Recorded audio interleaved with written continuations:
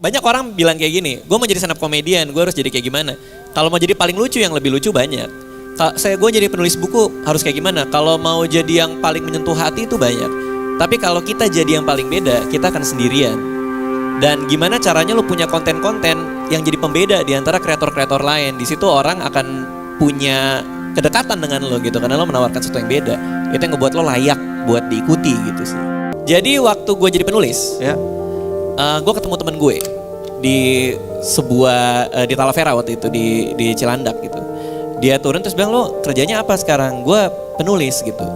Oh beda ya sama gue ya, gue punya karir, dia bilang. Maksudnya apa ya, gue jadi sales, nanti jadi manajer sales, jadi direktur. Penulis kan gak bisa jadi direktur penulis. Oh iya. Dia bilang kayak gitu. Nah itu bikin gue mikir saat itu. Kalau gue melihat ya buku adalah produk yang gue hasilkan sebagai seorang kreator kan. Kalau gue mikirnya hanya bikin itu aja, ya gue tidak akan grow gitu. Nah ini perspektif lain. Kalau orang mau transform itu supaya menghindar dari kejatuhan, ada juga lo bisa transform supaya lo bisa tumbuh. Jadilah saat itu gue berpikir karir bukan ke atas, tapi jangan-jangan bisa ke samping. Dari penulis buku, gue bertransformasi jadi bikin serial di website, jadi sutradara. Gue bertransformasi, gue geser lagi jadi stand up comedian. Gue geser lagi jadi yang lain gitu. Jadi kadang kita nggak tahu gitu bahwa untuk kita tumbuh, kita mungkin perlu untuk men-challenge diri kita. Bisa nggak gue jadi yang lain selain diri gue sekarang? Dan rela untuk melakukan itu. Masalah ngomong transformasi ya, transisi ya. Gue memang bertransformasi dari berbagai macam bidang gitu. Awalnya gue menulis buku.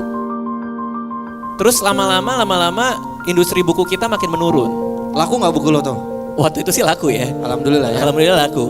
Nah, gue harus mencari bentuk lain. Apa? Semakin teknologi maju, orang menonton video. Gue masuk di YouTube tuh 2009. Waktu itu nggak ada yang nonton YouTube.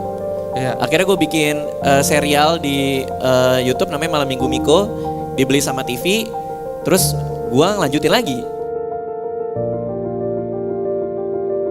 Gue banyak ngelihat orang teman-teman YouTube yang dulunya termasuk top 10 YouTuber Indonesia dengan subscriber terbanyak, sekarang juga udah nggak tahu kemana gitu.